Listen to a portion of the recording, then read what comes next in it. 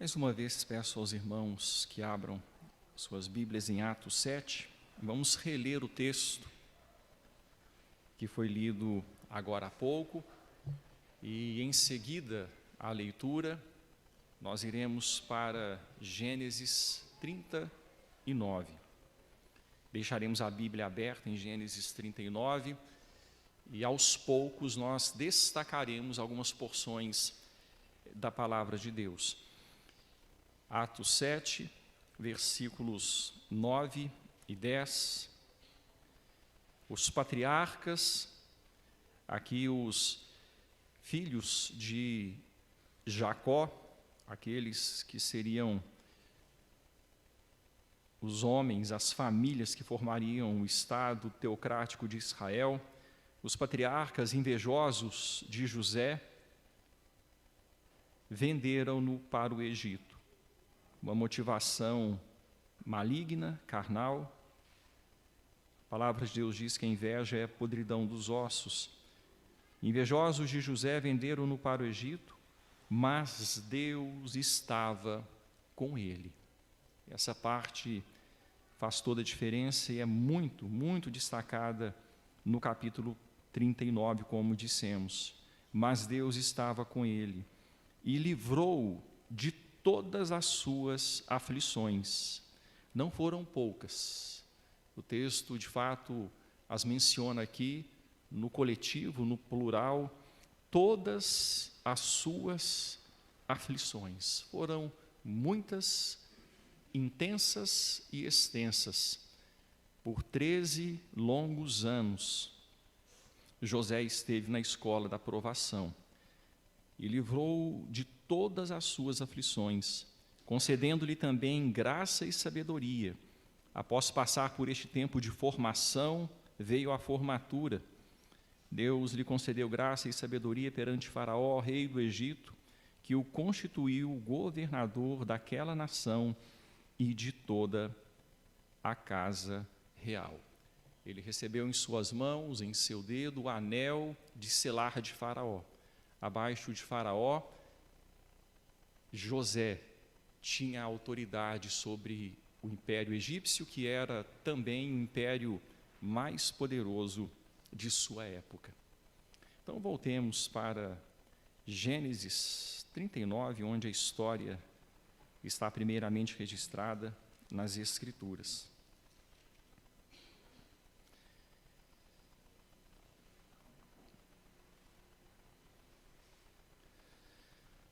Semana passada, o presbítero William introduziu o estudo sobre a última genealogia das 10 livros das genealogias, que são uma forma de estruturar o livro de Gênesis, né? São 10 genealogias que são colocadas, ou 10 livros genealógicos, e a 10ª é a genealogia de Jacó, e é concentrada em José, seu filho. E nesta parte que vai do capítulo 37 ao capítulo 50, finalizando este livro tão importante, o livro das origens, o livro dos inícios, nós vemos cenas da vida familiar e dos envolvimentos sociais de Jacó e seus filhos. Algumas cenas que mostram como as famílias, desde a queda, de fato, são pecaminosas, são falhas. E são com estas pessoas que Deus trabalha. Essa semana, estudando a Bíblia com uma pessoa particular, no lar, eu comentando sobre um texto bíblico que fala de famílias, e a pessoa se assustou e falou: poxa vida, mas são com essas pessoas que Deus trabalhou? Eu falei: exatamente com elas. E elas não diferem muito da gente, não. Nós também temos o potencial que elas tinham para o pecado. O que seria de nós se não fosse a graça de Deus? Não é por mérito, de forma alguma. Não é por merecimento, é por misericórdia. Assim como foi com eles, continua sendo conosco, através da graça do Senhor. Então, aqui nós vemos aspectos da vida familiar, dos envolvimentos sociais de Jacó e seus filhos, relacionamentos tensos, falhas grotescas, como um favoritismo explícito, não velado, manifestado de forma escancarada por Jacó a seu filho José, e esse favoritismo inflamou a ira dos outros irmãos, que a despejaram sobre José, e José sofreu por causa disso. As provas dele tiveram, nessa ação de seus irmãos, o seu início. Quando nós olhamos, eu pedi para vocês abrirem no capítulo 39, mas só voltarem uma página, o capítulo 37, o texto vai nos dizer isso bem claramente, era bem explícito, capítulo 37, o versículo 3 e o versículo 4. Esses versículos dizem: ora, Israel, nós vimos a mudança do nome, né? Israel, aquele que teve o seu nome e sua história transformados pelo Senhor, amava mais a José que a todos os seus filhos, porque era filho da sua velhice, e fez-lhe uma túnica talar de mangas compridas. O presbítero William falou acerca do significado, né, desta túnica talar de mangas compridas. Versículo 4, vendo, pois, seus irmãos que o pai o amava mais que a todos os outros filhos, odiaram-no e já não lhe podiam falar pacificamente. Então, esta predileção por José fez com que os irmãos o odiassem e fossem ríspidos com ele. Eu creio que você já passou por isso, sabe o que é ser ríspido ou lidar com uma pessoa ríspida com você, que já não pode falar pacificamente, né? Não é algo interessante, não é algo que faz bem. O texto diz, então, que a situação era assim. Os relacionamentos entre os irmãos foram tensos, não todos contra José simplesmente, mas havia também divergência entre os próprios irmãos, entre si, havia situações de dificuldades, e essa situação levou à fragmentação da família.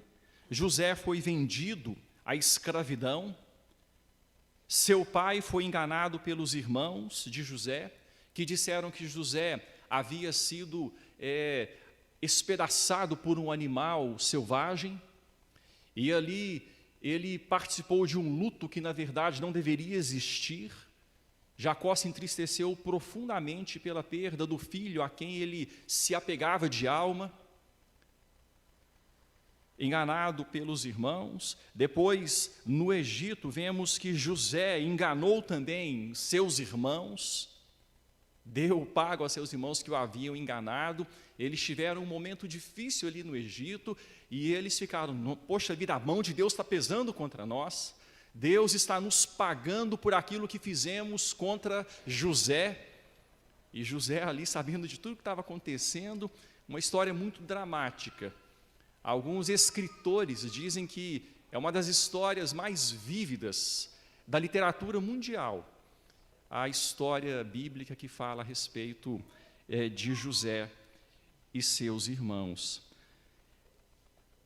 Mas ainda assim, irmãos, foi nesse vínculo familiar defeituoso, esse ambiente cheio de mazelas, tenso, quebrado pela separação, que Deus agiu. E Deus usou como meio pelo qual Jacó e seus filhos e suas famílias foram poupados da miséria, da fome, primeiramente na sua própria terra, na terra de Canaã, e num segundo momento, providos por um longo tempo na terra do Egito, de modo que eles puderam crescer de forma grandiosa, e saíram de lá um povo formado, uma nação já pronta para possuir a sua terra e a sua lei, que seriam dadas por Deus. Bom, assim Deus agiu. Um ponto importante que devemos destacar aqui com relação a José, que diferentemente de Abraão, Isaque e Jacó, José não está diretamente na linhagem genealógica das promessas da aliança. Ele não está. Já foi dito que o Messias veio da tribo de Judá, não da tribo de José ou de Efraim e Manassés, que foram os filhos de José que assumiram lugar dentro das tribos de Israel. José não está na ascendência genealógica do Messias, mas ele tem um papel especial. Ele é considerado um tipo do Messias. Como assim? Quando se fala de um tipo, o que José era quando dizemos que ele era um tipo do Senhor Jesus Cristo? Aspectos da vida de José lembram de forma muito particular o ministério que seria realizado pelo Senhor Jesus Cristo. Em seus sofrimentos e depois tornando-se governador do Egito, poupando o povo da morte pela fome, José apontou o caminho pelo qual o Senhor Jesus Cristo passaria para a nossa salvação. O Senhor Jesus Cristo que na sua humilhação e depois na sua exaltação nos livraria da morte eterna, nos livraria do salário do pecado. José, no seu ministério, ele aponta para aquilo que Cristo Jesus faria. Ele é assim, então, um tipo de Cristo, um tipo do Senhor Jesus. Alguns rápidos exemplos aqui para a gente entender melhor essa questão da tipologia. José foi tentado e em muitos momentos se manteve íntegro. A gente pode citar aqui um dos pontos que mais chamam a atenção, e nós veremos daqui a pouco este ponto, quando José na casa de Potifar foi tentado, na verdade ele foi até atacado ali, né? Foi uma situação bastante ativa da esposa de Potifar, tentando se deitar, ter um relacionamento sexual com José. E José fugiu. Ele não cedeu à tentação. E o texto bíblico vai dizer que o Senhor Jesus Cristo, em todas as coisas, embora homem, semelhante a nós, com exceção do pecado, foi tentado em todas as coisas, mas não pecou em momento algum. Como o presbítero William destacou, José chegou a enganar seus irmãos. Ele chegou a ter alguma motivação que não fosse motivação correta. Mas o fato, irmãos, é que Jesus foi perfeito em todas as suas ações e motivações. José foi condenado através de um falso testemunho. Ele foi acusado de algo que ele não fez. O Senhor Jesus Cristo foi condenado através de um falso testemunho. Eles procuraram testemunhas falsas para condenar o Senhor Jesus naquele julgamento comprado, naquele julgamento de cartas marcadas. José comunicou a palavra de Deus por meio da interpretação dos sonhos. Ele foi agente profético ali. Ele manifestou a palavra de Deus para as nações. O que é que aconteceria naqueles 14 anos? Os 7 anos de abundância, seguidos dos 7 anos de escassez. E o Senhor Jesus Cristo comunicou a palavra de Deus interpretando a própria Escritura. e sendo ele mesmo a própria Escritura, ou a própria revelação, a palavra viva, o Logos eterno de Deus. Todo o Egito e outras regiões foram salvas da fome pelos atos de José, e pessoas de todas as nações são salvas do pecado pelos atos do Senhor Jesus Cristo. Então aqui a gente exemplifica um pouquinho essa questão tipológica, né? José como tipo do Senhor Jesus. Prosseguindo nessas informações gerais, irmãos, para dar aqui uma visão da abrangência desse tempo, deste momento histórico dentro da revelação progressiva do plano de redenção, nós destacamos aqui mais 2 pontos. Um primeiro ponto, Deus mantém as promessas da aliança feita a Abraão. Deus disse que abençoaria Abraão e sua descendência, não é? Deus disse que faria de Abraão uma grande nação, e o abençoaria, e abençoaria aqueles que o abençoassem. A gente percebe que em todas as circunstâncias, fosse na casa de Potifar, fosse na prisão, no palácio, o Senhor era com José e o fazia prosperar. O Senhor o abençoava e abençoava aqueles que estavam ao redor dele, por instrumentalidade dele. Assim como Deus disse que abençoaria Abraão e abençoaria as nações por meio de Abraão. José claramente exerce papel profético ao interpretar os sonhos enviados pelo próprio Deus. Nesse sentido, mais uma vez, tipo de Cristo, anunciando a ação do Senhor na história e sendo o intermediário da provisão de Deus às nações. Jesus, é claro, muito maior do que José. Jesus, o Filho de Deus, aquele de quem José era apenas uma sombra.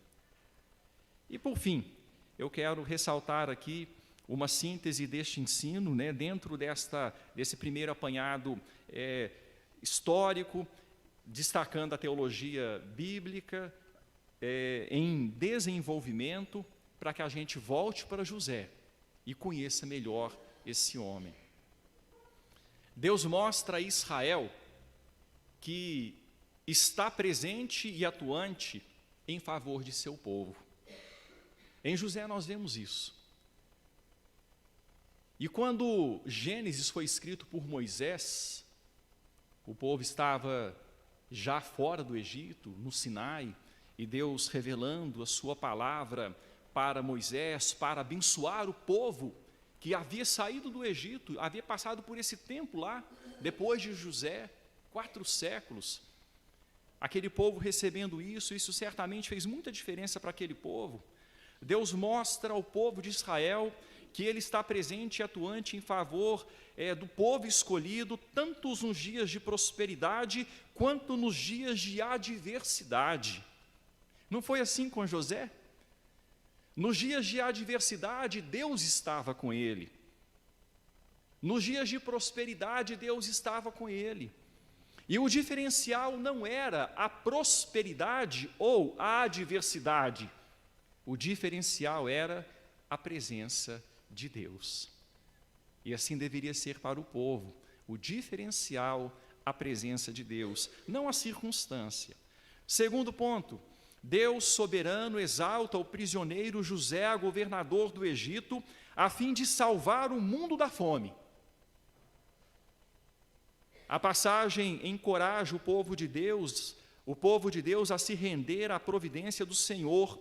Tudo o que acontece é regido e governado por Deus, e por isso podemos confiar nele em todas as circunstâncias da vida. Irmãos, a história de José é muito dramática.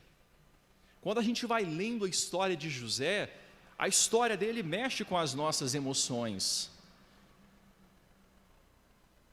Vendido, colocado em algemas, colocado na vitrine, lá no comércio humano, e escolhido por Potifar. Quem sabe Potifar pegou, abre a boca para ver os seus dentes, como se faz com cavalos, para ver a saúde. Colocado na vitrine, vendido como escravo. Mas como que Deus foi mostrando a sua soberania, o seu cuidado? Não são as circunstâncias que definem nossa vida, é a providência do Deus em quem nós cremos. É o amor, o cuidado desse Deus providente e maravilhoso. Tudo o que acontece é regido e governado por Deus. Podemos confiar nele em todas as circunstâncias da vida e descansar, sejam os momentos favoráveis ou não. E por fim, a gente ressalta mais uma vez, e esse ponto é muito importante, José, tipificando Cristo Jesus, o profeta principal de Deus, a própria palavra de Deus, desde a eternidade. Agora nós vamos estudar um pouquinho José. Agora nós vamos olhar um pouquinho mais para este homem e conhecer as particularidades da sua vida. Peço a você para voltar um pouco mais em Gênesis. Nós chegaremos no capítulo 39. Eu peço desculpas aos irmãos, pedi para abrirem no 39, mas por enquanto vamos voltar para o capítulo 30.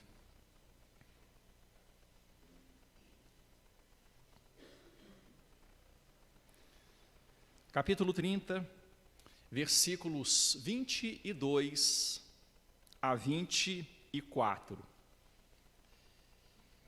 O texto da palavra de Deus vai dizer assim: Lembrou-se Deus de Raquel, ouviu-a e a fez fecunda. Ela concebeu, deu à luz a um filho e disse: Deus me tirou o meu vexame.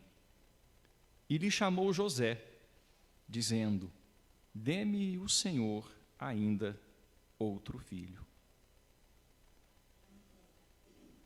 O nascimento de José não foi devido às mandrágoras que Raquel usou. Ela negociou com Lia as mandrágoras, mas o tempo passou. Depois disso, nasceram mais 3 filhos a Lia. 2 filhos, homens, uma moça. O tempo passou pelo menos 3 anos.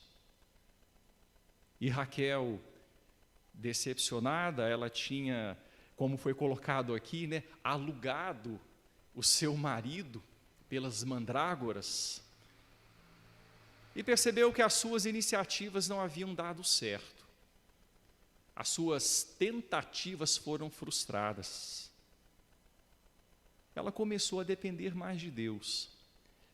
O texto pressupõe isso, quando nos diz que lembrou-se Deus de Raquel, ouviu-a. Ela foi ouvida. Ela começou a suplicar a Deus, a orar a Deus em prol de ser mãe. Lembrou-se Deus de Raquel, ouviu-a e a fez fecunda. Então, ela concebeu, não no poder das mandrágoras, mas como resposta à oração. Seu ventre frutificou. Ela foi feita fecunda, concebeu, deu à luz um filho e lhe chamou José.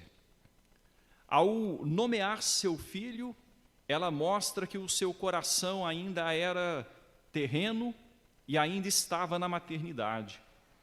O coração de Raquel não estava em Deus como o de Ana, mas na maternidade. E quando ela colocou o nome de seu filho José, que significa ele acrescenta, ela já fez mais uma oração: que Deus me conceda ainda outro filho. Ela se apegava muito a isso. Para ela isso era muito importante. Ela precisava ser tratada ainda nesse ponto. Mas foi assim que José veio ao mundo. Quando tinha cerca de 6 anos de idade, 6 anos de idade. Quem é que tem filho aqui com essa idade? Em torno de 5, 6, 7 anos. Mariana, né? Então, do Renan, da Poliane. Uma garotinha linda, né? E muita coisa da vida ainda por aprender, mas uma esponja que absorve tudo. Vai recebendo tudo, né? Ainda está naquela fase de absorção, de formação de princípios, de valores, finalizando esse tempo. E quando José tinha aí mais ou menos esta idade, Jacó voltou para Canaã. José já tinha irmãos adultos, então era uma criança e já tinha irmãos adultos. Isso faz diferença. Se você é o caçula de uma família muito numerosa também, você vai perceber que isso é como que um impulso para o amadurecimento. Não é, gente? Conviver numa casa com adultos, isso leva a criança a amadurecer mais rapidamente. Pelo menos, quase sempre acontece assim. Quase sempre. Então, já tinha irmãos adultos, e não muito tempo depois disso, perdeu sua mãe. Devia ter entre 8 e 10 anos. A gente percebe as emoções para uma criança. Ele nasceu num lugar, ainda era novinho, mudou completamente a sua vida, saiu de uma terra, foi para uma outra terra, uma mudança drástica, radical, de cultura. Saiu Jacó com sua família, e ali aquela criança acompanhando a sua família, um menino no meio de adultos, muitos adultos, e de repente a sua mãe morre. Deveria ter entre 8 e 10 anos. Quero que você vá para o capítulo 35.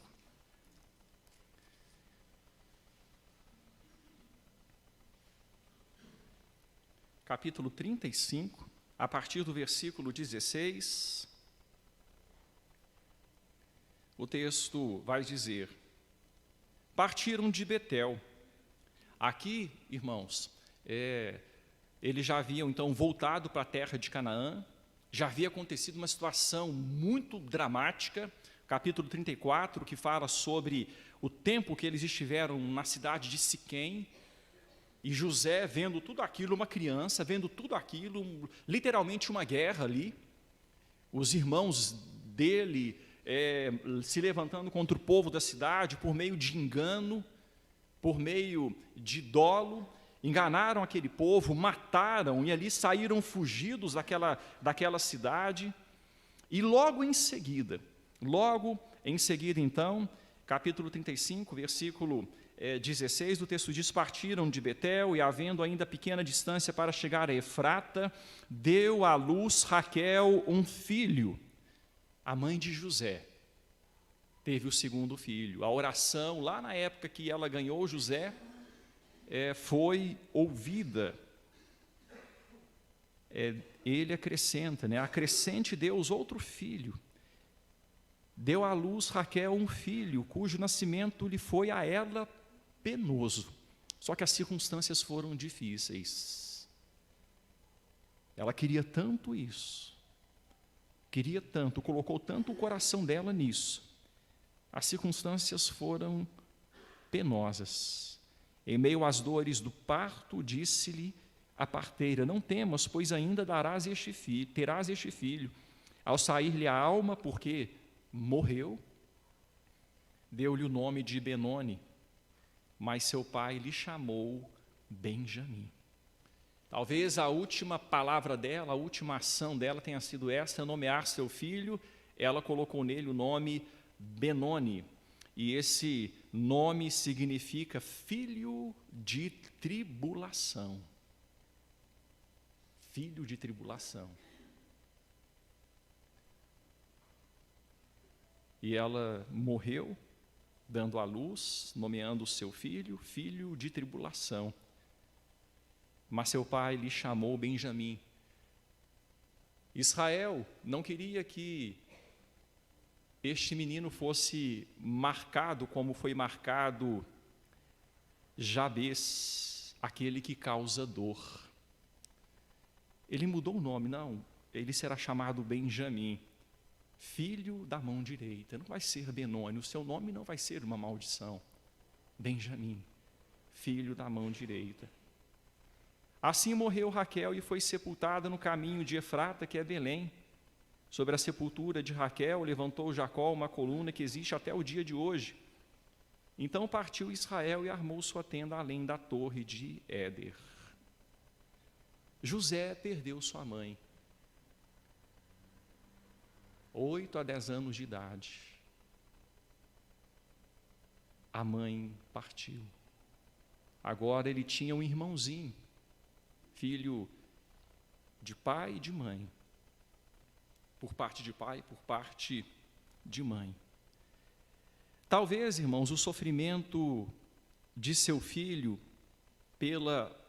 ao ver o sofrimento de seu filho pela perda da mãe, que deve tê-lo feito sofrer novamente a perda de sua própria mãe, a quem não voltou a ver depois de sua fuga, tenha feito Jacó apegar-se a José.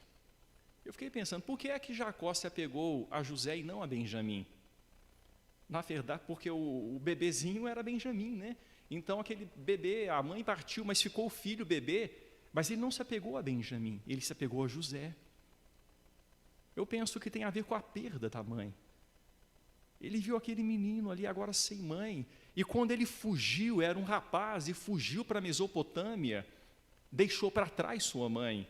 E 20 anos depois, quando ele voltou, a mãe já não existia. E ele amava profundamente sua mãe, a mãe o amava profundamente. Um preço caro que ele pagou ao fugir foi a perda da mãe. Então ele se apegou a José. José, por sua vez, deve ter tido sua infância ainda mais abreviada ao assumir responsabilidades sobre Benjamim, seu irmãozinho bebê. Então, o começo da vida de José. Percebem que o começo da vida dele já é cheio de emoções fortes? Cheio de fatos marcantes? Que foram marcando mesmo, imprimindo a personalidade deste homem. Então, nós estamos aqui em Gênesis 35. Se você olhar, a gente vai perceber que adiante só tem genealogias. A partir do 35, versículo 23, genealogia. Capítulo 36, genealogia, genealogia, genealogia. Quando chegamos no capítulo 37, genealogias depois, vemos um José de 17 anos. Já havia passado pela puberdade. Agora era um rapaz. O tempo passou, cerca de 10 anos, ele deixou a infância. Agora era um jovem de 17 anos. Vejam só o começo do capítulo. Habitou Jacó na terra das peregrinações de seu pai, na terra de Canaã. Esta é a história de Jacó, tendo José 17 anos. Você se lembra quando você tinha 17 anos?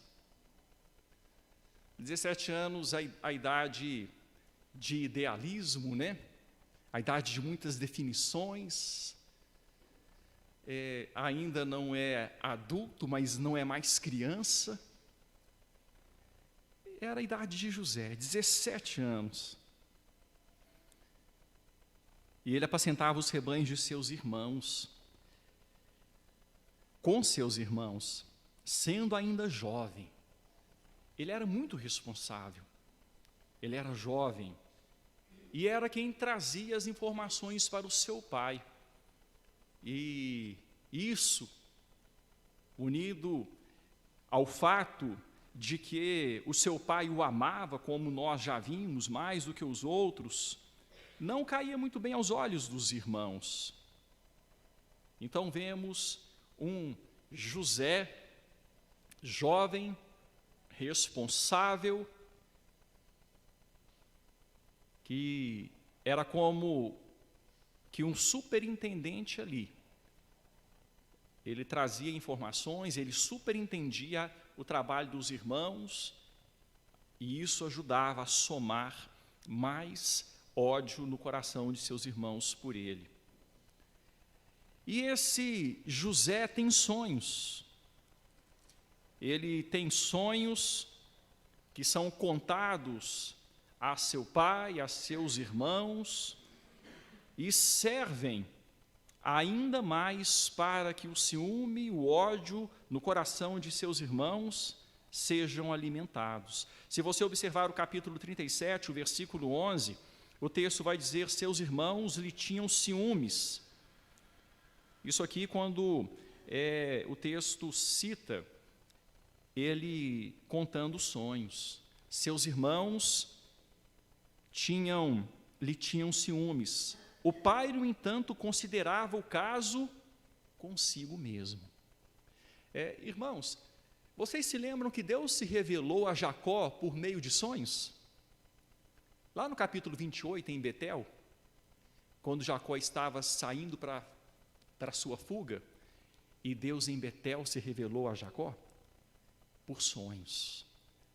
Depois, quando era para Jacó voltar, que Deus revelou a ele por sonhos.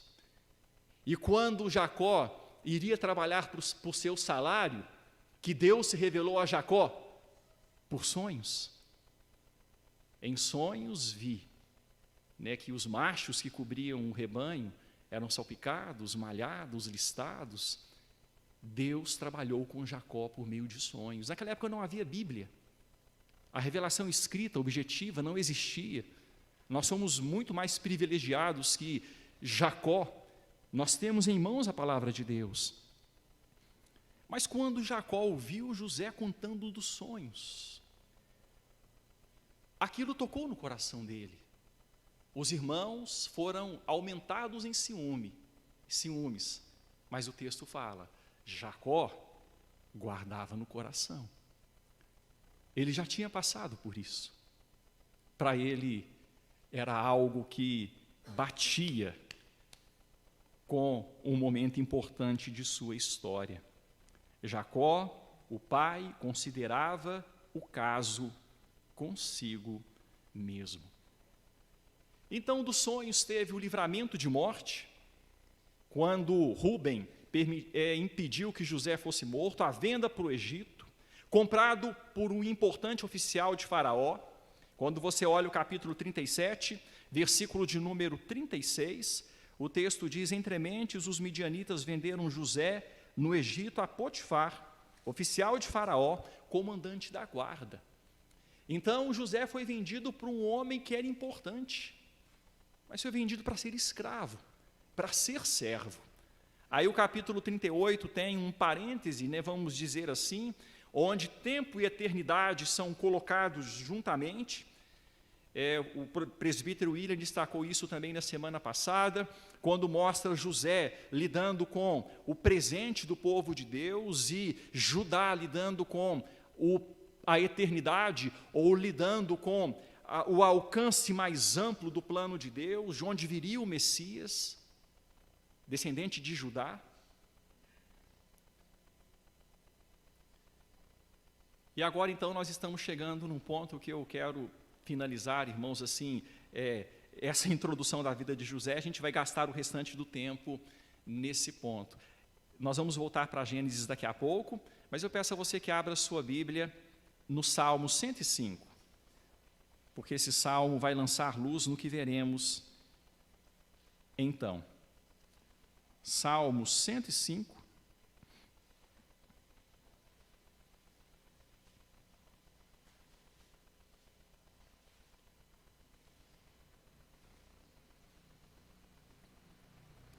a partir do versículo 16.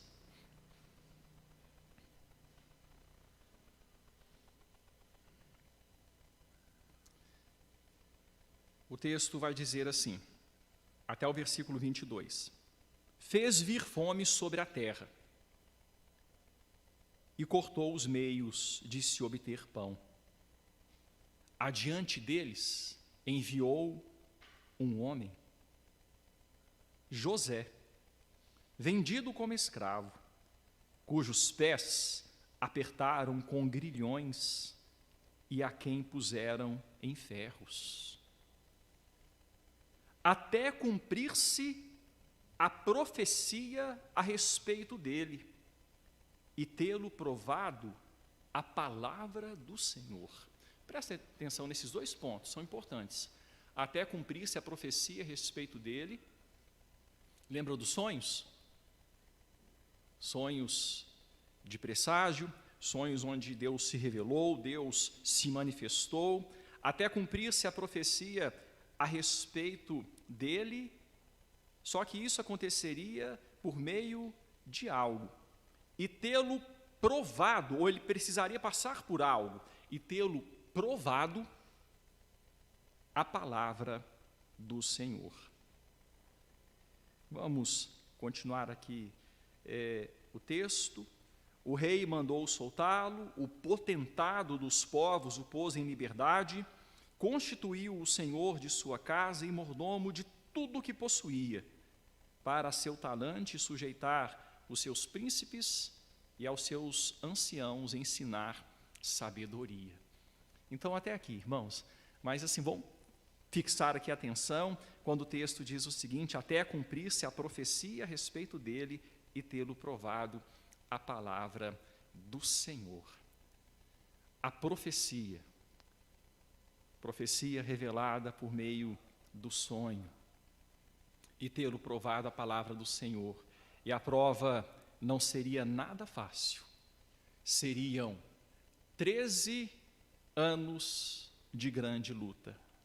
13 anos de grande luta. Deus, contudo, seria com ele. Vocês estão se lembrando de Atos 7, versículos 9 e 10? O Senhor, contudo, era com ele. O Senhor seria com José. Agora, finalmente, nós chegamos no capítulo 39.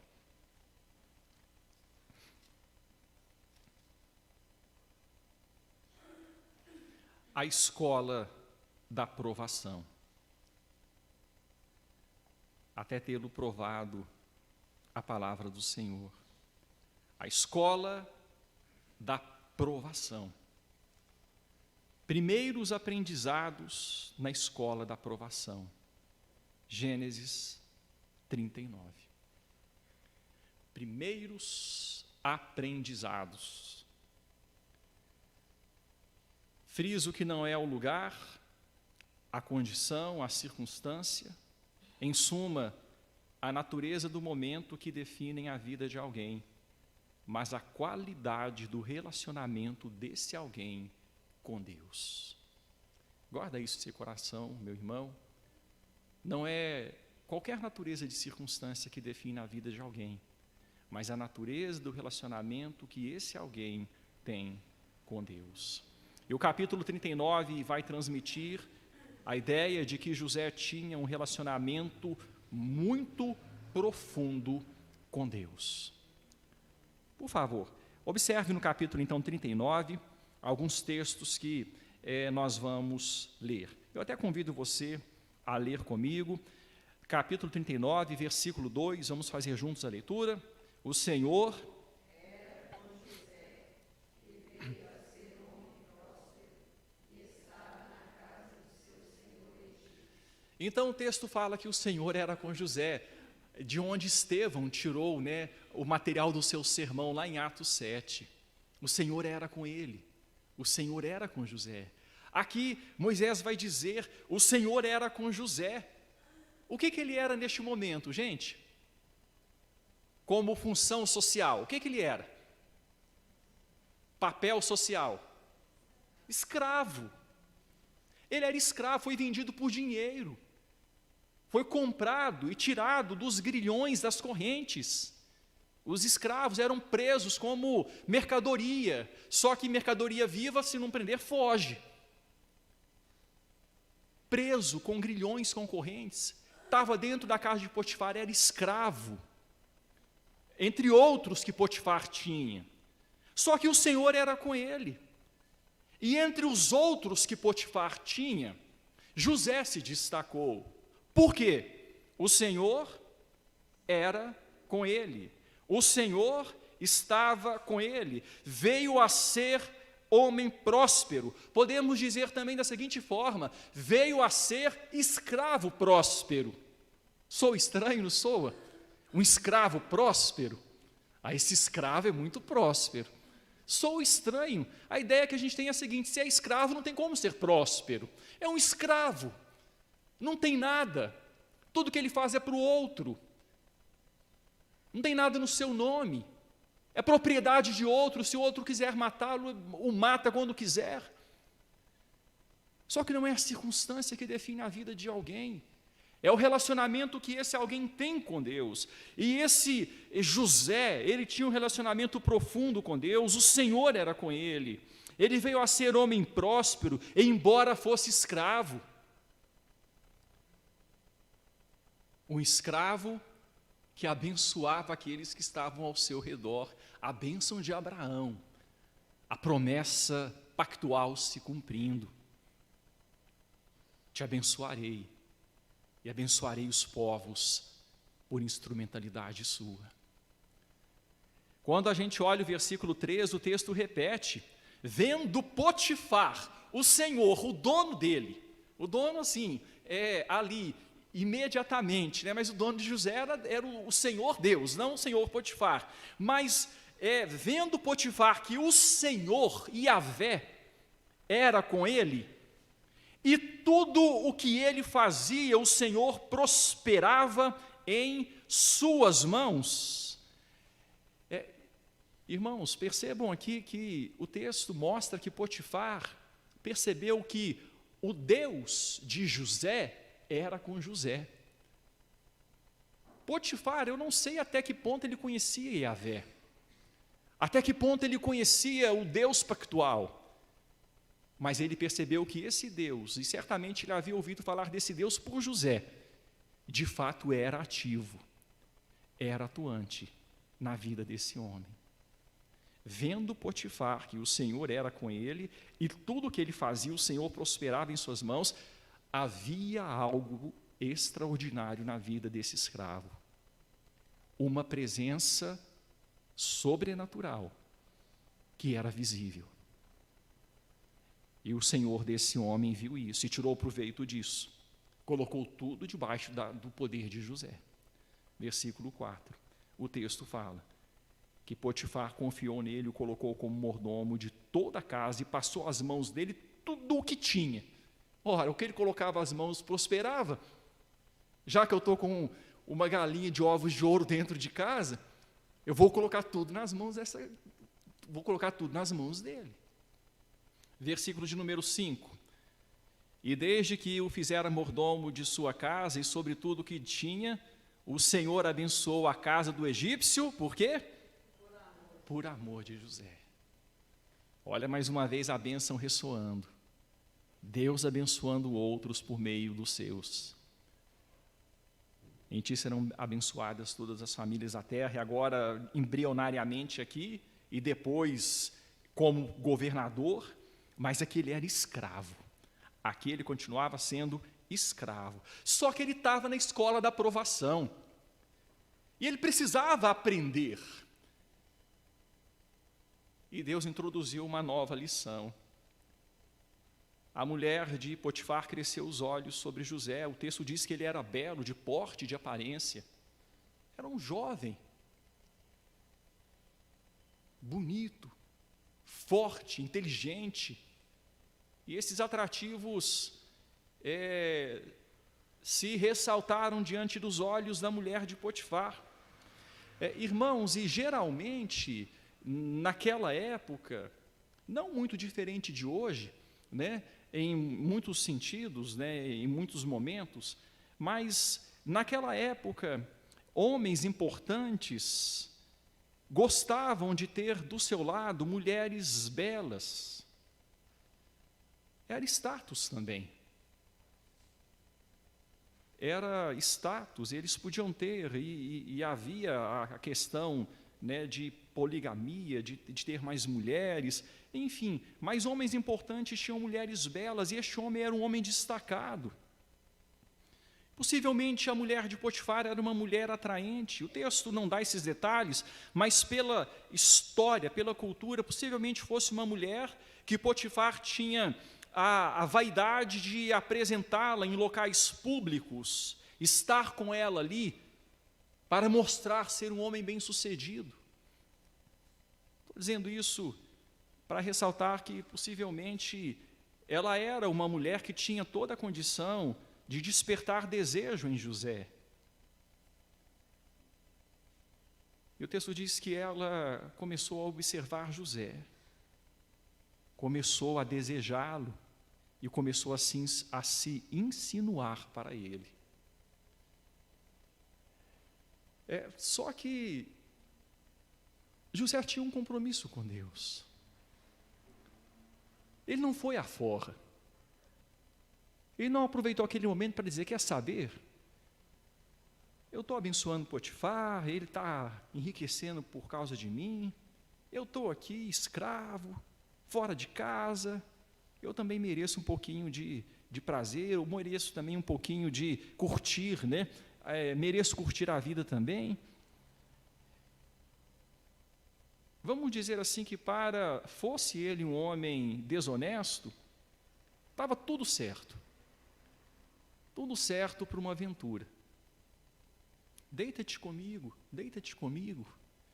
E Potifar confiava nele, saía, deixava tudo debaixo dos cuidados dele, e ele ali ignorando aquela mulher, no sentido assim de não alimentar esse desejo, e não permitir que isso entrasse no seu coração, e ela chegou de fato vendo que seduções mais sutis não estavam fazendo, né, produzindo efeito, ela o agarrou. E quando ela agiu desta forma, mais vívida, né, foi para cima dele mesmo, o versículo 9 vai nos mostrar a profundidade do relacionamento de José com Deus, quando ele diz para aquela mulher que Potifar havia confiado nele e que ele, dentro da casa, tinha toda a autonomia, nada lhe havia sido vedado, senão a mulher. A mulher é dele, a mulher do dono lá, a mulher de Potifar. Ela não havia sido vedada, havia sido vedada a José. Nada me vedou senão a ti, porque é sua mulher. Então ele completa e diz, como, pois, cometeria eu tamanha maldade? E a parte final, e pecaria contra Deus. Percebem, irmãos, que a vida de José era pautada por um temor que ele tinha a Deus? Como que eu vou cometer tamanha maldade contra alguém que confiou em mim? E como que eu vou pecar contra o meu Deus? Ele não está negando que ele, quem sabe, tivesse até o desejo, olha, se fosse para eu fazer a vontade da minha carne, eu viveria esse momento aqui, né? O texto não nega isso, só diz assim, não, eu nego a minha própria carne. O que eu nego é a minha própria carne. Como é que eu vou fazer uma maldade dessa contra o meu Senhor? Mas o que segurava o horizontal era o vertical. Como é que eu vou pecar contra o meu Deus? Como vou pecar contra o meu Deus? Ele não se vitimizou. Em momento algum a Bíblia fala que José se vitimizou. Poderia dizer, mas Deus permitiu que eu viesse para cá. Deus permitiu que eu perdesse minha mãe cedo. Deus permitiu que eu fosse injustiçado pelos meus irmãos. Deus permitiu que eu fosse vendido como escravo. Quer saber? Deus não está nem aí para mim. Ele não se vitimizou. Como vou pecar contra o meu Deus? Como vou pecar contra o meu Deus? Resumo, na escola da aprovação, primeiros aprendizados, José foi caluniado. Essa mulher, sem escrúpulos, disse que o contrário é que havia acontecido. Esse homem me agarrou, esse homem tentou me forçar, esse homem tentou me estuprar. Foi isso que ela disse. E por causa disso, de escravo, José se tornou o quê, irmãos? Prisioneiro. Ele estava na escola da aprovação, tendo provado a palavra de Deus. Deus estava provando este homem, para ver a fidelidade deste homem, para ver o compromisso desse homem, para ver o temor desse homem. Deus estava provando, a palavra profética se cumpriria, tendo provado a palavra do Senhor. Ele é caluniado, ele vai para a cadeia, para a masmorra. Versículo 21 do capítulo 39, capítulo 39, versículo 21, o texto diz assim, ele na prisão, dentro da prisão, vamos ler juntos, o Senhor, porém, era com José, e lhe foi benigno, e lhe deu mercê perante o carcereiro. O que define alguém não é a circunstância, mas o relacionamento que essa pessoa tem com Deus. Agora era um prisioneiro bem-sucedido. Talvez seja mais esquisito do que falar um escravo bem-sucedido, né? É um prisioneiro bem-sucedido. Estranho, mas era. Mais bem-sucedido do que a mulher de Potifar, que continuava livre, mas presa em seus pecados. Ele era prisioneiro, mas fiel ao seu Deus. E o texto diz que o Senhor era com ele, lhe foi benigno e lhe deu mercê perante o carcereiro, o qual confiou às mãos de José todos os presos que estavam no cárcere, e ele fazia tudo quanto se devia fazer ali. Então, irmãos, ali José recebeu autoridade, o carcereiro confiou, viu que era confiável. Registros históricos mostram que a pena para alguém que fazia o que José fez, ou foi acusado de ter feito, melhor dizendo, era a morte. O que indica que possivelmente Potifar não tenha acreditado na calúnia de sua esposa, no depoimento de sua esposa, e tenha colocado José na masmorra, ao invés de matá-lo. Era escravo, era posse de Potifar. Potifar podia ter acabado com ele, mas Deus era com ele. O senhor de José não era Potifar, era Yahvé. E ele estava na escola da provação. Deus estava tratando. E no cárcere, o carcereiro olhou para aquele homem e colocou confiança nele e confiou tudo a ele. Talvez o molho de chaves estivesse pendurado no cinto de José. E José ali dentro. E nenhum cuidado tinha um carcereiro de todas as coisas que estavam nas mãos de José, porquanto o Senhor era. Veja como repete. Vocês estão percebendo que isso aqui é repetido? É um estribilho aqui. O Senhor era com ele. O Senhor era com ele. O Senhor era com ele. Mas como pode ser? E permitir que ele seja vendido como escravo? Não é isso que define. O Senhor era com ele, mas como pode ser? E o Senhor ter permitido que ele fosse preso, não é isso que define. O Senhor era com ele e pronto. ele foi o melhor escravo que poderia ser, ele foi o melhor prisioneiro que poderia ser. Quando o Senhor é conosco, nós devemos ser o melhor que nós podemos ser dentro das nossas circunstâncias, para honrar o nome do Senhor que sobre nós é invocado. Quando o Senhor é conosco, devemos buscar fazer o melhor que pudermos, seja qual for a nossa situação, para que Deus seja manifestado através da nossa vida. O Senhor era com ele, e tudo o que ele fazia, o Senhor prosperava. É um paradoxo no seguinte sentido, né? um paradoxo aparente. Tudo que fazia o Senhor prosperava, era prisioneiro, mas ele colocava a mão, as coisas eram abençoadas, mas era prisioneiro. Como pode ser? Deus estava com ele, Deus tinha um plano. Ele estava na escola da provação, os primeiros aprendizados. Tem aqui uma citação que eu quero ler para os irmãos, e diz assim: toda a virtude de José vinha da sua obediência e temor a Deus. Ele entendia que mesmo escravo e servindo a um pagão, prestava contas ao verdadeiro Senhor de sua vida, o Deus de seus antepassados. O contraste entre José e Judá é enorme.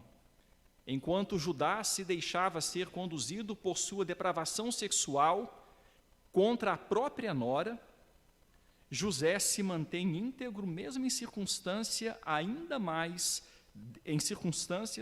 ainda mais desafiadoras. Então aqui o texto mencionando, o que levou José à prisão, mostrando a virtude de José, sua obediência e temor a Deus. Na escola da provação, os primeiros aprendizados, Deus tratou de José, e José aprendeu a lidar com a vaidade. Um ponto importante, presta atenção nisso. Como assim ele aprendeu a lidar com a vaidade? José aprendeu a lidar com a vaidade. Ele se destacava em tudo o que fazia. Ainda assim, sofreu muitas crises e aparentes fracassos. Ele precisava entender que era a bênção de Deus que operava em sua vida e que sem ela, nada que fizesse lhe garantiria sucesso. Imagine se José não aprendesse a lidar com a vaidade. Como é que ficaria o coração desse homem quando ele fosse colocado como líder do maior império da sua época? Imagine só.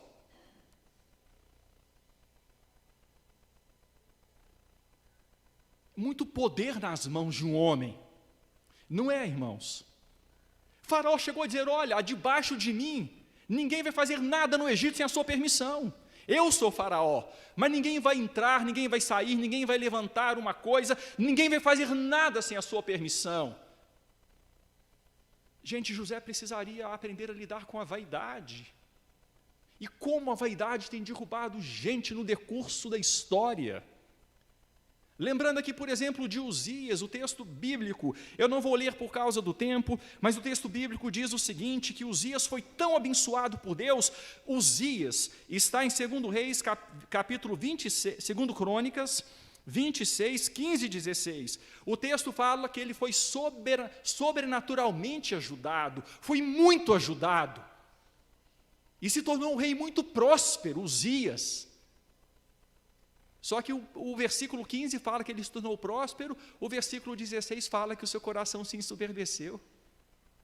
Talvez não tenha aprendido as lições que deveria ter aprendido na escola da provação.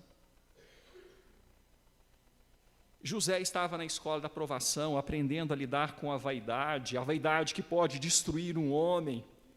E José, irmãos, lá na frente, também não vou ler o texto por causa do tempo, mas capítulo 45, versículos 5 a 8, José vai se apresentar muito humilde, vai dizer: gente, vai falar para os seus irmãos, tudo que está acontecendo comigo é Deus que me colocou por pai de Faraó, é Deus que me deu essa autoridade, eu não sou nada. um homem que aprendeu a lidar com a vaidade. Deus estava preparando este homem. Ele precisava passar, sim, pela escravidão. Ele precisava passar, sim, pela prisão. Ele precisava ter aparentes fracassos na sua vida, embora tudo que fizesse prosperasse, mas parece que algo travava, não ia adiante. Ele aprendeu a lidar com a vaidade.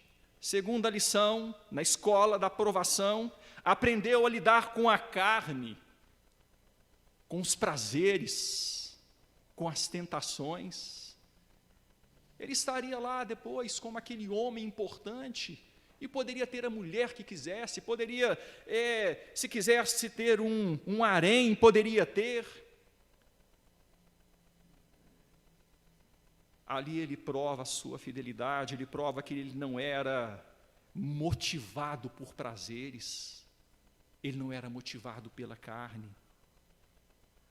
O que ele fazia era debaixo do temor do Senhor. Eu particularmente já conheci, irmãos, pessoas que tiveram um pouquinho de poder e falharam nessas áreas. Pessoas que de repente poderiam ter tido uma carreira pública próspera, mas um pouquinho de poder que foi concedido levou a falhar nessas fraquezas. E José, antes do poder, já mostrou que o temor a Deus era muito maior. Ele aprendeu a lidar com a carne. Foi diferente de Rúben, que se deitou com Bila. Aqui tudo no contexto, capítulo 35. Foi diferente de Judá, como nós já dissemos aqui, que foi procurar a prostituta e teve um relacionamento com a própria nora. Foi diferente de Aminon, que teve uma paixão descontrolada por sua irmã e a forçou, e depois disso teve uma profunda aversão por ela. Foi diferente de Sansão, que se deixou vencer pela sedução das belezas. José foi diferente, ele aprendeu a lidar com a carne. Aprendizados na escola da provação. José aprendeu a lidar com a injustiça, com a calúnia. Não é, irmãos? Foi caluniado, foi injustiçado. Ele aprendeu a lidar com isso. Ele aprendeu a saber ter o seu coração livre de ressentimento e de mágoa, quando injustiçado, quando caluniado, quando vendido como escravo pelos próprios irmãos, quando caluniado por aquela mulher sem escrúpulos. Os primeiros passos, os primeiros aprendizados na escola da aprovação. E quando a gente olha esses aprendizados aqui, irmãos, não tem como não nos lembrar que o exemplo mais forte em todos eles foi o próprio Senhor Jesus Cristo. Hebreus vai dizer que ele aprendeu a obediência pelas coisas que sofreu. Ele, sendo o próprio Deus, se tornou homem, e a Bíblia vai dizer em 1 Pedro, capítulo 2, versículos 18 a 25, que sendo ultrajado não lidava com ultraje, sendo ofendido não pagava com ofensa. Lá no capítulo 4 de Mateus, de Lucas, o texto vai dizer que o diabo ofereceu tudo o que alguém poderia oferecer para um homem. O diabo chegou e disse: olha, eu vou te dar toda a glória que você quiser, eu vou matar sua fome.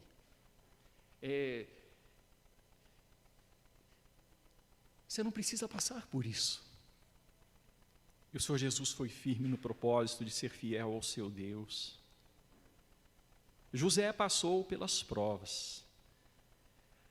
Primeiros aprendizados na escola da aprovação. Quero passar adiante para a gente caminhar para o fim. Capítulo 40, especialização na escola da aprovação. Então, ele passou pelos primeiros aprendizados e depois fez a especialização na escola da provação. Capítulo de número 40. Vai mostrar que José também aprendeu a lidar com o esquecimento, José aprendeu a lidar com a indiferença. Isso tudo é muito forte, irmãos. Indiferença. Alguém lhe tratar com indiferença. Alguém se esquecer de você, você confiar em alguém, essa pessoa deixar de fazer, deixar de cumprir, deixar de se lembrar de você. Veja no capítulo 40, o versículo de número 14. Quando José, eu vejo aqui, não como uma reclamação, mas apenas como uma citação da sua própria circunstância. No capítulo 40, 14, ele diz o seguinte: para o copeiro-chefe, de quem ele interpretou o sonho, ele vai dizer: porém, lembra-te de mim quando tudo te correr bem. Ele estava preso, já havia algum tempo, e ali, os irmãos conhecem a história, o padeiro-chefe, o copeiro-chefe foram presos, e José interpreta os sonhos deles, e tudo se cumpre exatamente como interpretado por José. E o texto diz: porém, lembra-te de mim quando tudo te correr bem, e rogo-te que sejas bondoso para comigo, e faças menção de mim a Faraó, e me faças sair dessa casa. Aqui José conta a sua história. No versículo de número 15, ele vai dizer: eu fui roubado da terra dos hebreus. Ele rememora, ele apenas rememora: olha, essa é a minha história. Eu fui vendido como escravo, eu fui roubado da terra dos hebreus, e aqui nada fiz para que me pusessem nesta masmorra, eu estou aqui injustamente. Lembra-te de mim, lembra-te de mim. O copeiro-chefe saiu, o copeiro-chefe foi libertado. Versículo 23, vamos para o versículo 23 do capítulo 40, o texto diz: o copeiro-chefe, todavia, não se lembrou de José, porém dele se esqueceu. Ele tinha uma especialização a ser feita na escola do sofrimento, na escola da provação. Não era a hora ainda da formatura. Ele precisava da especialização na escola da provação. Precisava saber lidar com o esquecimento, com a indiferença. Ele precisava saber lidar com a indignação, com o ressentimento, com o vitimismo. Ele precisava saber lidar com isso. Males que afetam tanto e fazem tanto mal. Indignação, aquele ódio no coração, aquela indignação por alguém que você esperava que fizesse algo, não fez. Aquele ressentimento guardado, por entender que você merecia algo melhor e recebeu algo pior.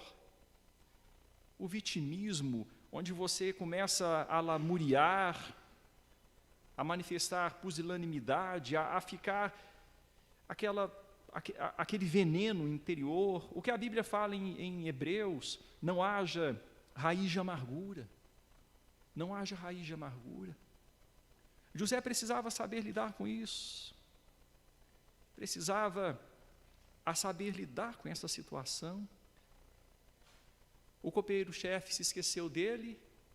Ele teve que ficar mais 2 anos na especialização ali, na escola da aprovação. Mais 2 anos. José precisava aprender a lidar com a necessidade de manifestar paciência. Sabe, irmãos, paciência. Não agir errado na hora da provação. Não agir errado na hora da provação. Isso é paciência. Veja o capítulo 41. Estamos chegando aqui no final, capítulo 41, versículo 1. O texto vai dizer: passados 2 anos completos, Faraó teve um sonho. Passados 2 anos completos, o copeiro-chefe dele não se lembrou, porém dele se esqueceu, então mais 2 anos na prisão. Irmãos, 2 anos esperando é pouco ou muito? Esperando um dia fica muito, não fica? Gente, esperar não é fácil. Esperar é difícil. Eu me lembro de uma frase que eu li certa vez, né, num livro, dando uma ilustração. Sabe quando você está com o intestino atrapalhado? Aí a frase é a seguinte, né? 1 minuto pode passar muito rápido ou demorar uma eternidade, dependendo do lado da porta do banheiro que você estiver. Não é, gente? Quando você precisa, 1 minuto pode passar muito rápido ou demorar uma eternidade. 2 anos esperando, além do que já tinha esperado. Ele precisava saber, aprender a lidar com paciência. Fazer a paciência, não agir errado na provação. Se manter no mesmo foco. Olha, eu vou continuar crendo, vou continuar esperando, vou continuar confiando. O meu Deus sabe o que está fazendo. O meu Deus continua sendo soberano. O meu Deus continua no controle de tudo, especialmente no controle da minha vida. Vou continuar crendo. Paciência. Não fazer o errado na hora da prova. Não jogar tudo para o alto. Não chutar o pau da barraca. Não desesperar. Chega, para mim chega. Paciência. Não agir errado na provação. José precisava aprender a lidar com isso. Imagina a prova daquele homem, especialmente nos 7 anos de fome. Não é, irmãos? Imagina a pressão que aquele homem iria passar. Nos 7 anos de abundância, ele também passou por muita necessidade ali de gestão, de poder administrar, mas nos 7 anos de fome, as pessoas com fome, a crise vindo, e falou, vão até José, resolvam com ele. Ele precisava ter paciência. E José deveria aprender a lidar com a necessidade de perseverar, não deixar de agir certo na provação. Então, são os 2 lados da mesma moeda. Paciência, não fazer o errado na provação, perseverar, continuar fazendo certo na provação. 2 lados da mesma moeda. O texto bíblico vai dizer, não nos cansemos de fazer o bem. A seu tempo ceifaremos, se não desfalecermos.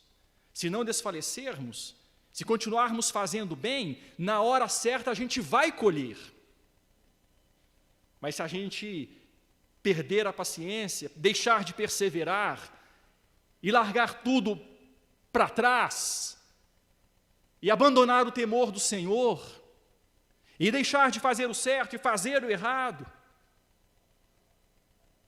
tendes necessidade de perseverança, diz a palavra, para que, havendo feito a vontade de Deus, alcanceis a promessa.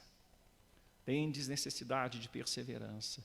Então, irmãos, José precisava, na escola da provação, aprender essas lições, a especialização na escola da provação. Ele precisava passar por isso. Deus tinha um futuro muito especial para ele, mas ele precisava estar preparado para não errar como muitos homens erraram, como Uzias errou, como Salomão errou, como tantos outros falharam, diante do poder, diante da grandeza.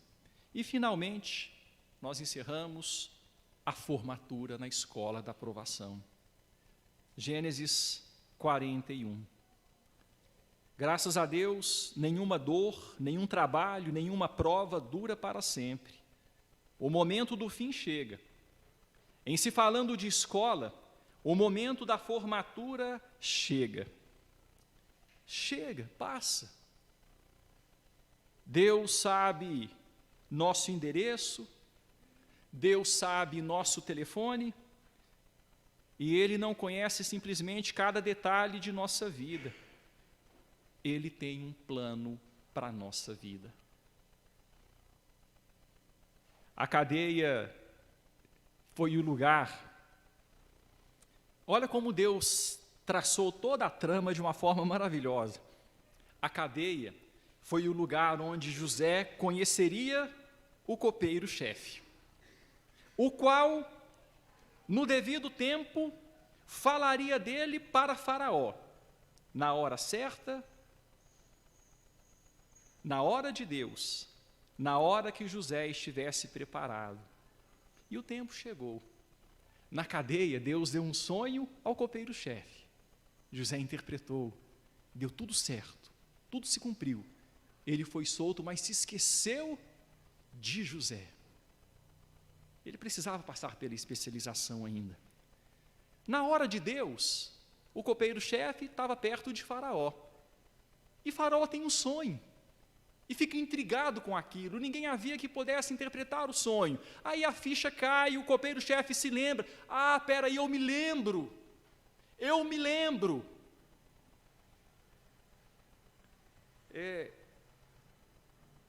Irmãos, tudo na hora de Deus.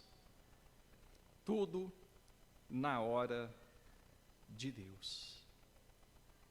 Aí então, o copeiro-chefe se lembrou das ofensas, no momento quando ele foi preso, se lembrou de José e falou para Faraó. E foi quando Faraó, no seu desespero, não havia quem interpretasse o seu sonho, aceitou até mesmo um jovem prisioneiro, escravo e hebreu para resolver seu problema, ou para tentar resolver seu problema, né? Prisioneiro, escravo, hebreu. E José se apresenta diante de Faraó. Já havia passado pela escola da provação, a palavra do Senhor o havia provado. E quando ele se apresenta diante de Faraó, ele mostra que ele havia sido formado com louvor. No capítulo 41, versículo 16, quando no versículo 15, Faraó diz assim: tive um sonho e não há quem o interprete. Ouvi dizer, porém, a teu respeito que, quando ouves um sonho, podes interpretá-lo. Você pode, ouvi dizer que você pode. Versículo 16, respondeu José: não está isso em mim. Não é comigo. Não é comigo. Irmãos, percebem aqui a forma como José responde? Ele não quer se impor, ele não quer se estabelecer. Fala, não, manda o sonho. Manda o sonho que eu mato no peito e dou interpretação. Não está isso em mim. Mas Deus dará resposta favorável a Faraó. Ele já começa promovendo Deus. Ele já começa falando do seu Deus. Deus dará resposta favorável a Faraó. E na interpretação, por 2 vezes, José afirma: Deus manifestou a Faraó. Deus manifestou a Faraó.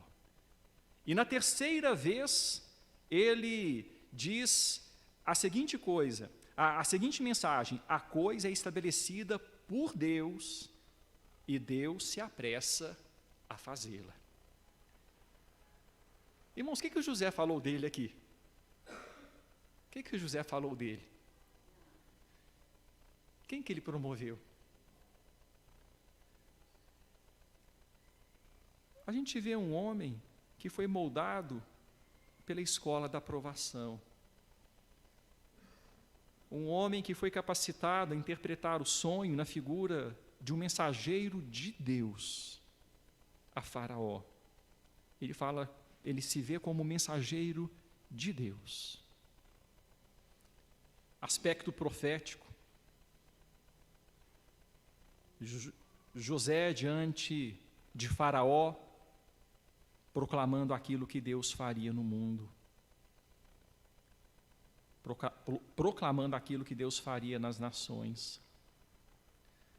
Diante de Faraó, José age de modo surpreendente. E Faraó ouve aquilo, e aquilo casa com o que Faraó estava no coração. Faraó percebe que é sincero, que é verdade, que é algo da parte divina.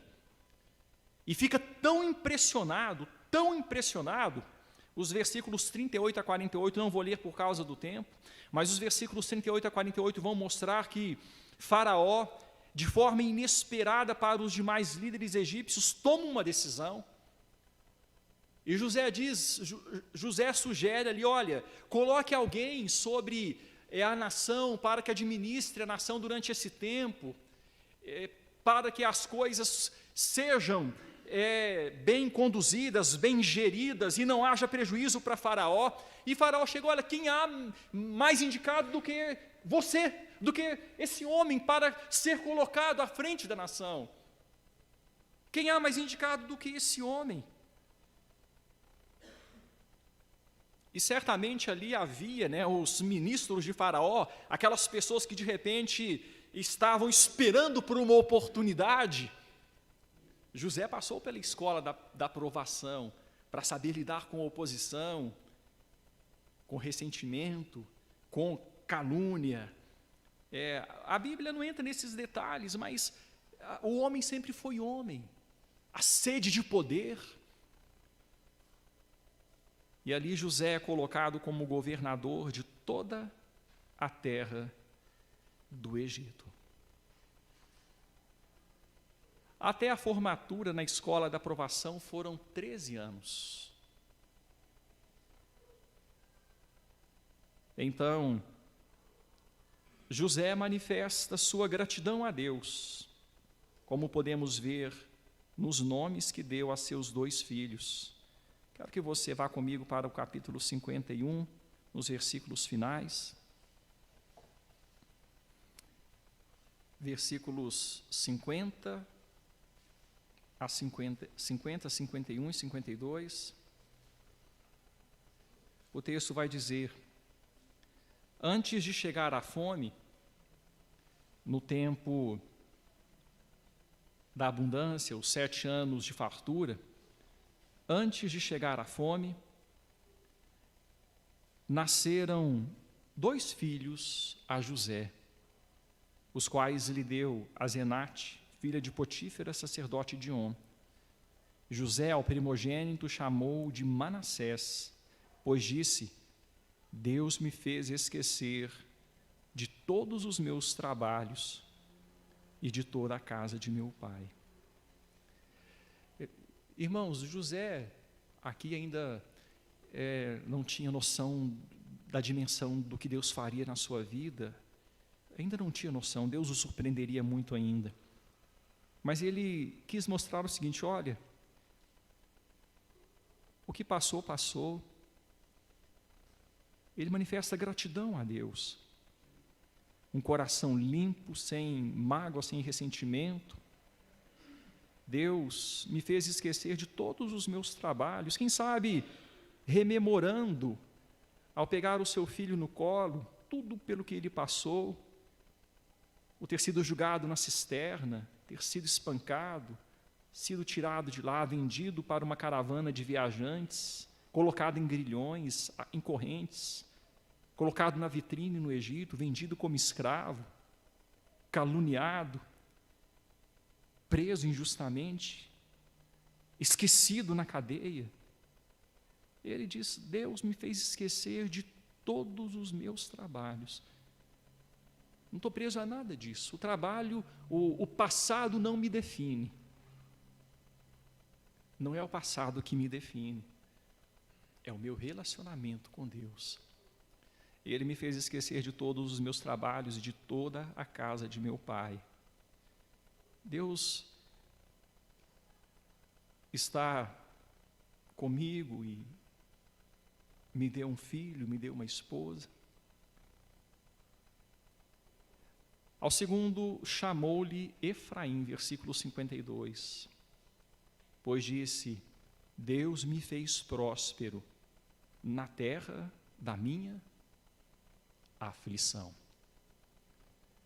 Deus me fez próspero na terra da minha aflição.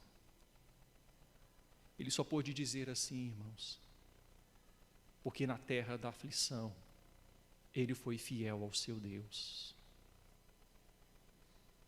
E o nosso Deus sabe o que faz conosco. Ele sabe o porquê das nossas aflições, o porquê das nossas provações. Na escola da provação, Deus nos ensina as lições que precisamos aprender para aquilo que Ele tem para nós em seguida. Ele não brinca conosco.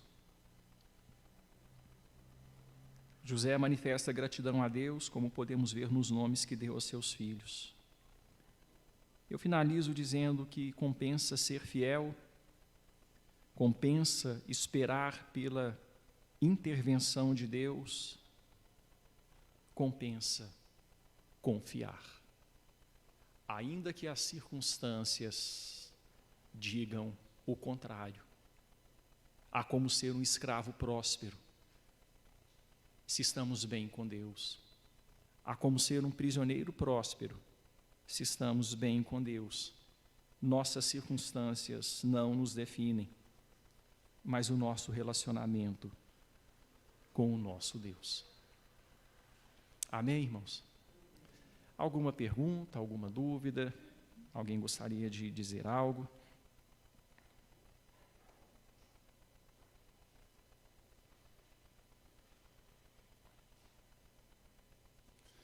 Então vamos encerrar, vamos falar com Deus em oração.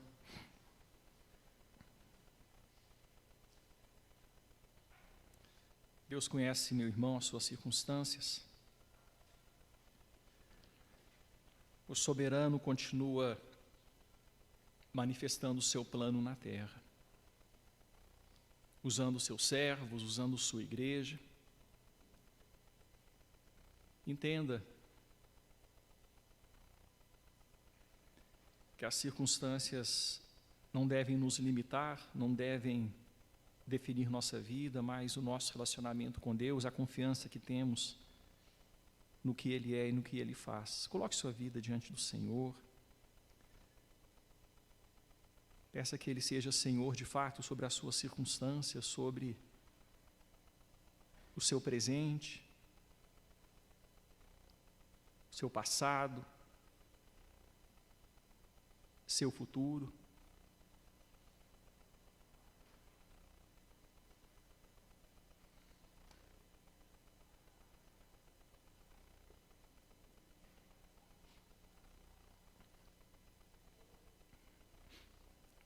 Senhor, obrigado por nos ensinar por meio da sua palavra.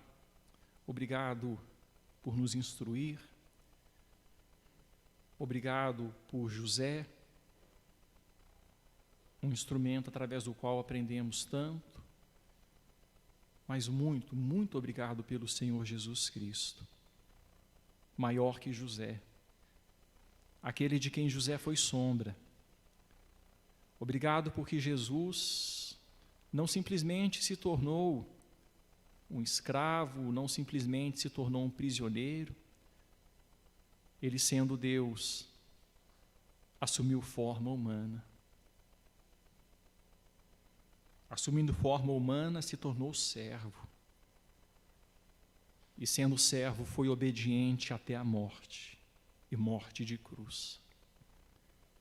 Obrigado pelo Senhor Jesus Cristo, que foi até o fim, teve paciência para não fazer o errado na hora da prova, perseverança para continuar fazendo o certo, aprendeu a obediência pelas coisas que sofreu. Não havia pecado nele, nenhum, mas ele experimentou a dor do pecado por nós. Muito obrigado, Senhor, porque em Jesus nós vemos que tudo aquilo que foi sendo desdobrado no passado, agora a formação de um povo que está para começar. Um povo que, como será visto nos próximos estudos, descerá para o Egito, na verdade, famílias que descerão para o Egito, uma grande família, e ali o Senhor trabalhará, o Senhor prosseguirá o projeto eterno do Senhor.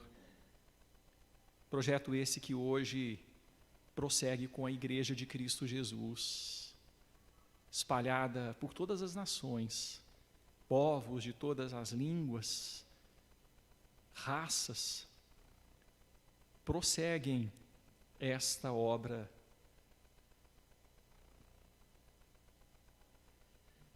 Ó Deus, e será assim até a volta de Cristo. Pai, obrigado.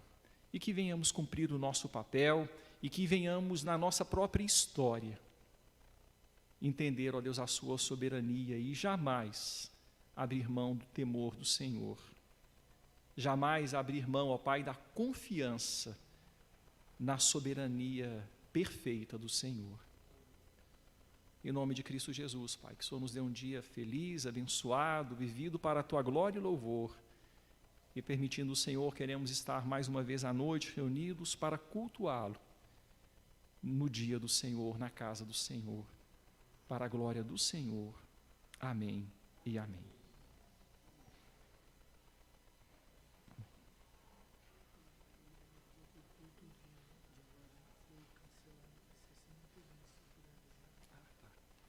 Ok, o pastor Vitor está dizendo, eu falei a respeito do culto que estava para ser confirmado ou não, ele foi cancelado, que teria às 18 horas no bairro São Francisco, tá bom? Então não teremos, será semana que vem, se Deus quiser, por causa desta programação social lá no bairro, que colocaria obstáculos à realização do culto. Às 19 horas teremos nosso culto aqui, Deus permitindo.